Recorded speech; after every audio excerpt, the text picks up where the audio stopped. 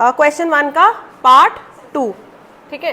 Part 2 में है आपके पास सेट क्या दिया है, सेट क्या है बोलो, नेचुरल नंबर्स, जितने भी नेचुरल नंबर्स हैं, है ना, नेचुरल नंबर्स सारे के सारे ले लिए और उस पे रिलेशन कैसे डिफाइन कर दिया, ऑल दोज एक्स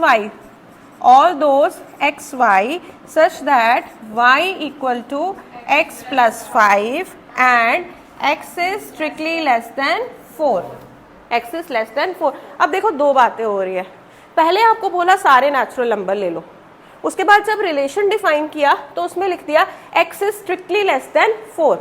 लेने आपने नेचुरल नंबर्स हैं, पर इस रिलेशन के लिए कौन से नेचुरल नंबर लेने हैं, लेस देन 4। तो लेस देन 4 कितने नेचुरल नंबर होंगे, 3, 1, 2 एंड 3। तो बेसिकली ये कह रहा है कि ये जो x है ये या तो 1 हो सकता है या 2 हो सकता है या 3 हो सकता है, ठीक है।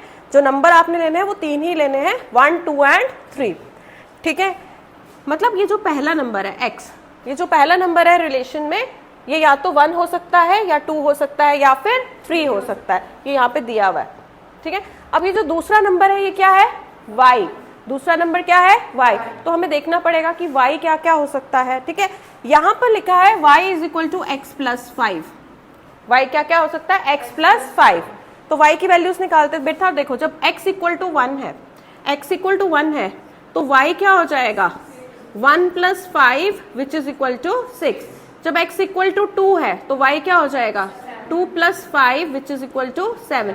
x इक्वल टू 3 है तो 3 plus 5 which is equal to 8। तो y की भी 3 वैल्यूज आ गई, एक आ गया 6, एक आ गया 7 और एक आ गया 8, ठीक है।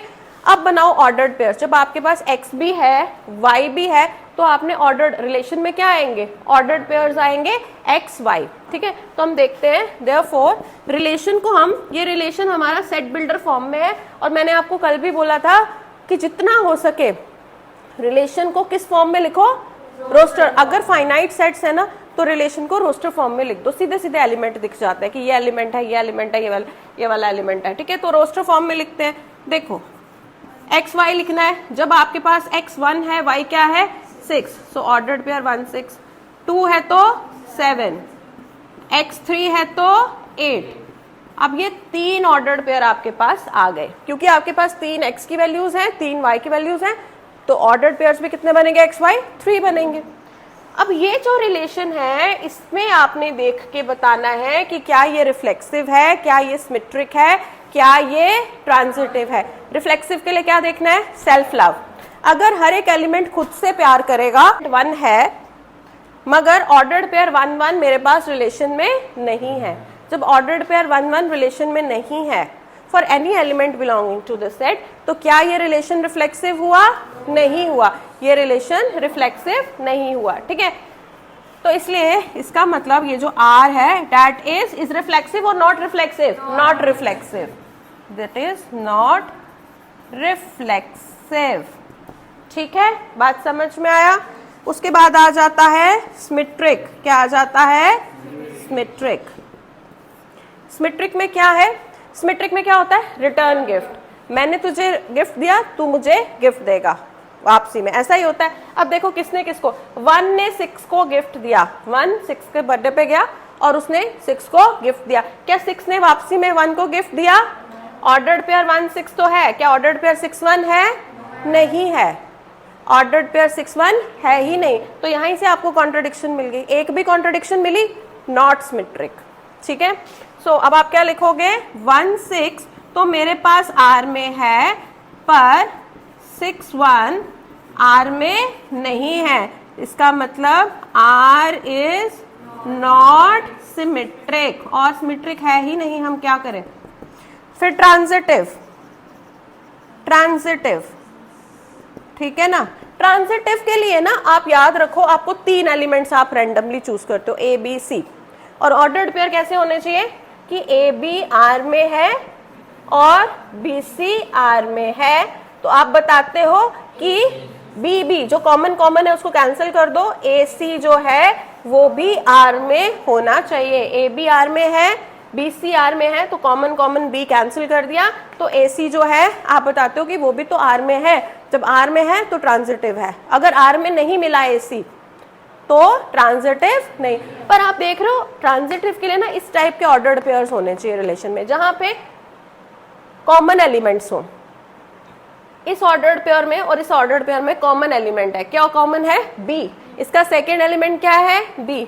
इसका फर्स्ट क्या है? बी। तो ऐसे वाले ऑर्डर्ड पेयर चाहिए, एक का सेकेंड एलिमेंट दूसरे का फर्स्ट एलिमेंट क्या हो? सेम हो। क्या हो? सेम हो। अब यहाँ पे क्या ऐसा कुछ मिल रहा है? इसका सेकेंड एलिमेंट क्या है? 6। इसका क्या है? 2। 6 तो है ही नहीं किसी का फर्स्ट एलिमेंट। इसका सेकेंड एलिमेंट क्या है? 7। क्या 7 किसी का फर्स्ट एलिमेंट है? नहीं। इसका सेकेंड एलिमेंट क्या है? 8। क्या 8 है किसी का फर्स्ट एलिमेंट? तो एक का सेकेंड और दूसरे का फर्स्ट तो सेम होना चाहिए था ना, तभी तो हम आगे चेन चलाते हैं। यहाँ तो हमें एलिमेंट ही नहीं मिल रहे, यहाँ तो हमें ऑर्डर्ड पेयर ही नहीं मिल रहे रिलेशन में, ऐसे ऑर्डर्ड पेयर कि एक का सेकेंड एलिमेंट और दूसरे का फर्स्ट एलिमेंट क्या हो? सेम हो।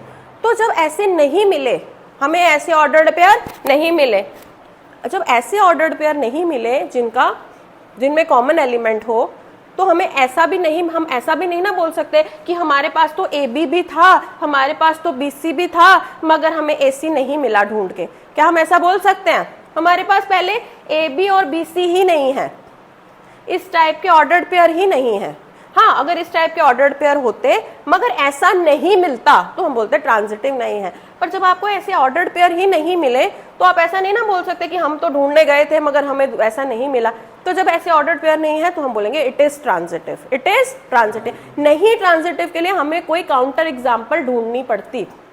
ट्रांजिटिव नहीं है प्रूव करने के लिए हमें कोई, जैसे हमने यहाँ पे एग्जाम्पल ढूंढ लिया 1 6, यहाँ पे हमने एग्जाम्पल ढूंढ लिया 1 तो था मगर 1 1 नहीं है, ढूंढा ना एक एग्जाम्पल। हम यहाँ पे एग्जाम्पल ढूंढ सकते हैं, नहीं ट्रांजिटिव की कोई एग्जाम्पल ढूंढ सकते हैं। हमारे पास ऐसे ऑर्डर्ड पेयर ही नहीं है तो हम कहाँ से ढूंढेंगे नॉट ट्रांजिटिव की एग्जाम्पल? तो जब हम नहीं ढूंढ पाए ना तो हम थक गए, है ना। जब हम नहीं ढूंढ पाए और हम थक गए तो हमने बोला हम तो नहीं ढूंढ पाए तो केस खत्म। केस खत्म मतलब नॉट ट्रांजिटिव तो हम नहीं प्रूव कर पाए। जब हम नॉट ट्रांजिटिव नहीं प्रूव कर पाए तो मतलब this is transitive. This is transitive. अब कंफ्यूजन दूर हुई Anshika? Now since there are no ordered pairs, हमारे पास कैसे ऑर्डर्ड पेयर्स नहीं है?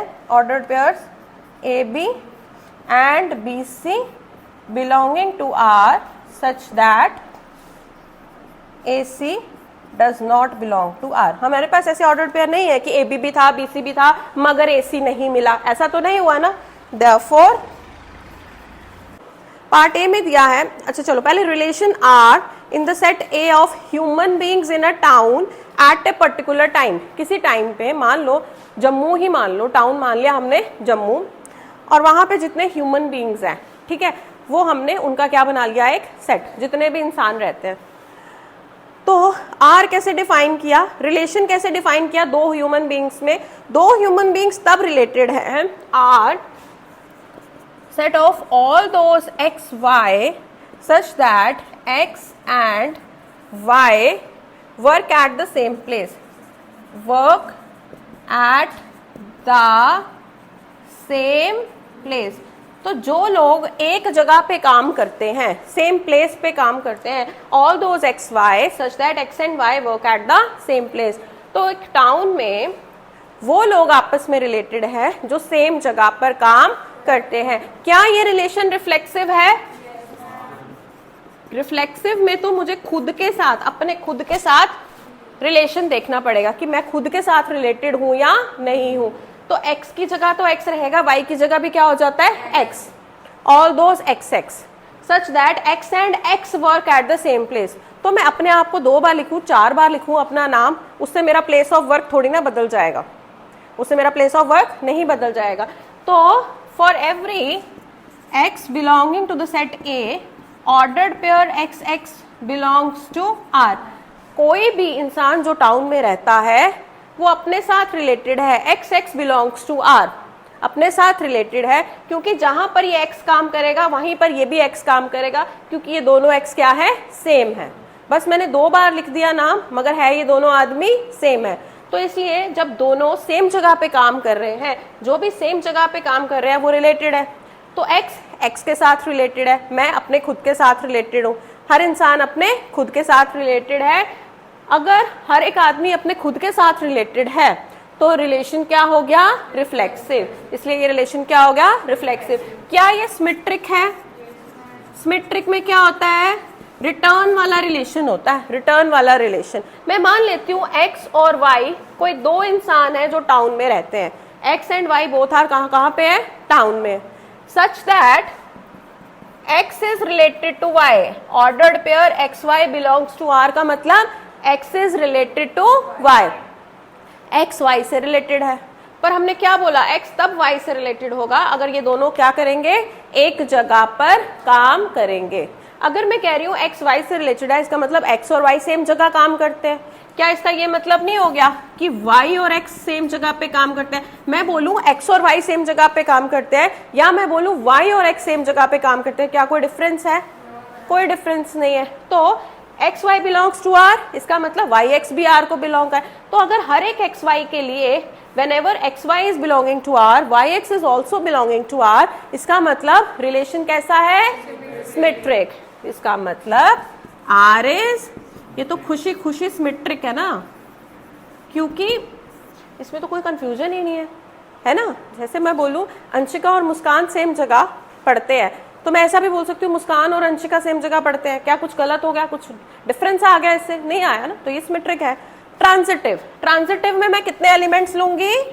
3। ट्रांजिटिव में रैंडमली कोई भी 3 एलिमेंट्स हम ले, तो कोई एनी 3 एलिमेंट्स हम ले, वो रिलेशन में क्या होना चाहिए? मैं मान लेती हूँ x y z जो है वो मेरे सेट A में है, सच दैट x y से रिलेटेड है और y z से रिलेटेड है।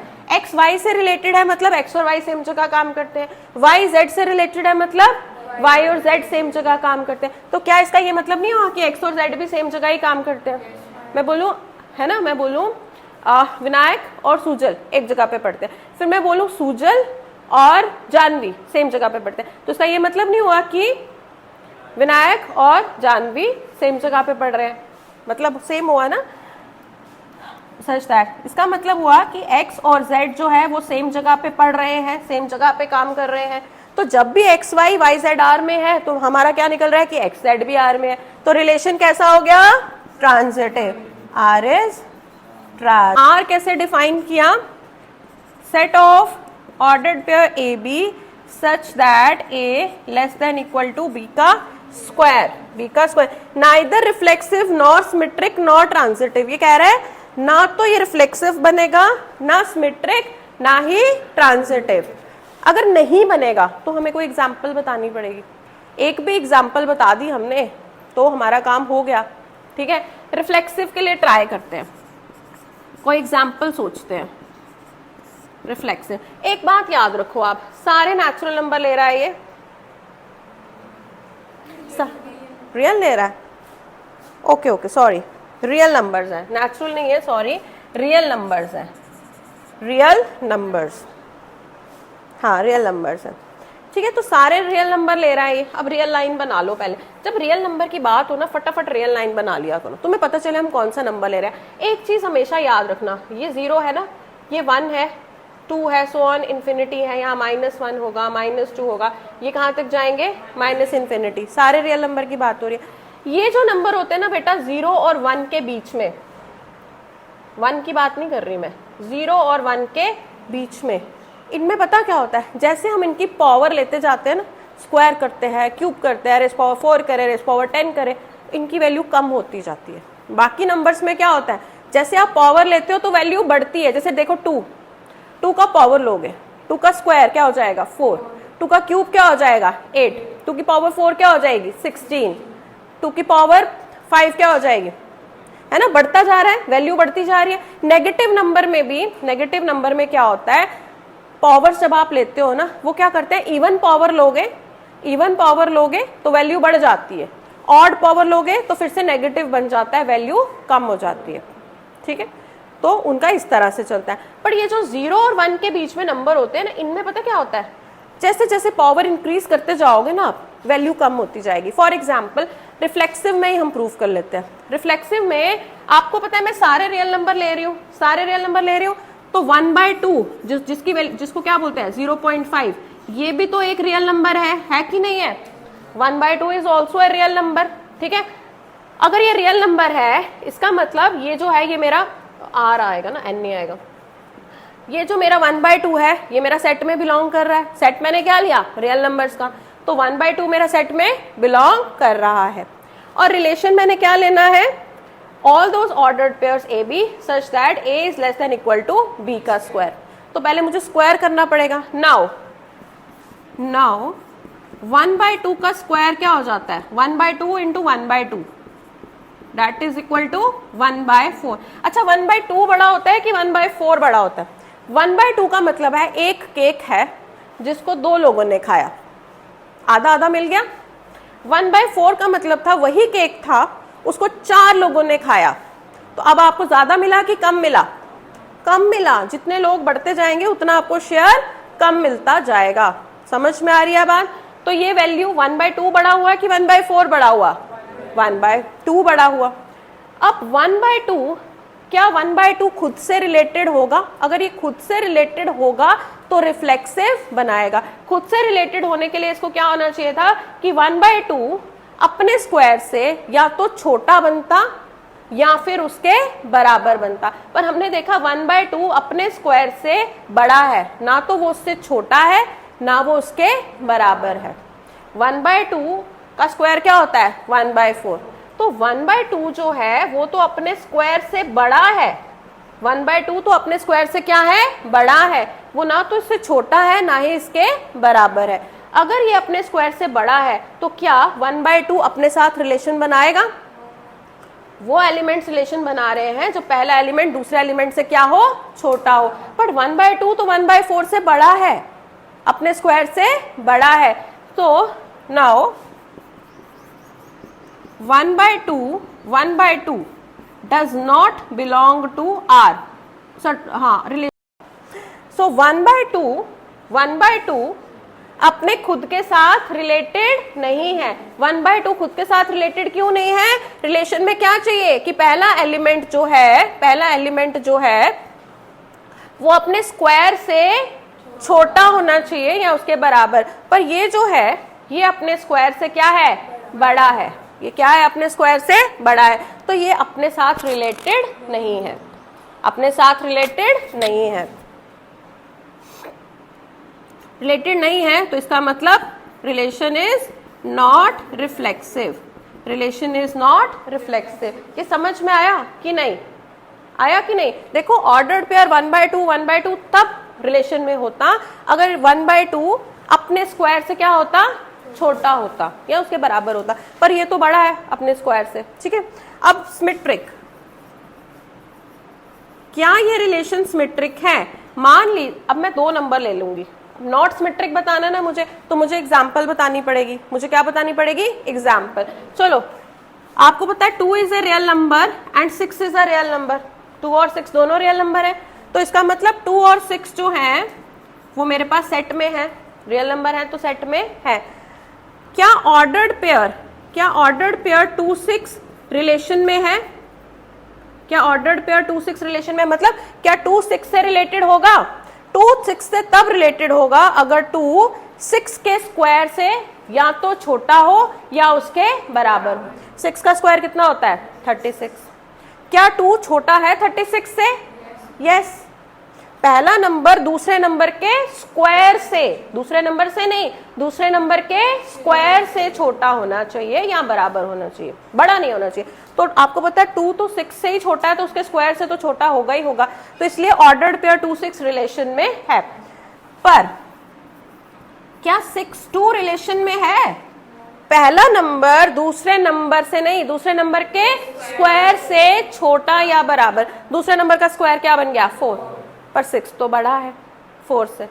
6 ना तो छोटा है 4 से ना उसके बराबर, इसलिए क्या 6 2 रिलेशन में आएगा? नहीं आएगा। अब क्या हुआ? गड़बड़ हो गई ना। 2 ने 6 को गिफ्ट दिया, 6 ने 2 को गिफ्ट नहीं दिया, तो क्या हो गया? Not symmetric. Not symmetric. अच्छा नॉट ट्रांजिटिव के लिए, क्योंकि नहीं हमें प्रूव करना है नॉट ट्रांजिटिव, नॉट ट्रांजिटिव के लिए मुझे फिर से कोई एग्जांपल ढूंढनी पड़ेगी। चलो आपको पता है 2 is a real number, 4 is a real number, 10 is a real number. तो मैंने 3 नंबर ले लिए, 2, 4 एंड 10। क्या 2 और 4 रिलेशन में है? 2 4 के स्क्वायर से छोटा है, 4 से छोटा है तो उसके स्क्वायर से भी छोटा होगा। क्या 4 10 रिलेशन में है? क्योंकि 4 10 के स्क्वायर से छोटा है। तो अब ट्रांजिटिव के लिए क्या होना चाहिए? Common common cancel, common common cancel. अच्छा, मगर ये वाला एग्जाम्पल गलत नहीं हो गया? 2 4 10 वाला, ये उल्टा लिखना था हमें, सीधा सीधा लिख दिया ना मैंने इसको। मैंने क्या लिखना था? उल्टा। हाँ, ऐसे लिखते हैं, 10 4 2। 10 4 और 2 रियल नंबर्स है। 10 4 और 2 क्या है? Real numbers. क्या ऑर्डर्ड पेयर 10 4 रिलेशन में है? 10 4 से छोटा, मेरे को इससे छोटा नहीं देखना, मुझे इसके स्क्वायर से छोटा देखना है। किससे देखना है? स्क्वायर से। क्या 10 4 के स्क्वायर से छोटा है? यस। 4 का स्क्वायर कितना होता है? 60। तो 10 तो 4 के स्क्वायर से छोटा है, तो रिलेशन में है। क्या 4 और 2 रिलेशन में है? सेकंड का क्या लेना है? स्क्वायर। 2 का स्क्वायर कितना होता है? 4। तो मैंने बोला फर्स्ट एलिमेंट जो है सेकंड एलिमेंट के स्क्वायर के या तो बराबर हो सकता है या छोटा। तो ये तो बराबर हो जाएगा 2 के स्क्वायर से, तो ये भी रिलेशन में है। अब बताओ कि क्या 10 2। अच्छा, ट्रांजिटिव के लिए कॉमन कॉमन कैंसिल, फर्स्ट और ये वाला एलिमेंट देखना है ना? ये एलिमेंट इसके स्क्वायर से क्या होना चाहिए था? छोटा। क्या 10 2 के स्क्वायर से छोटा है? 2 का स्क्वायर कितना होता है? 4।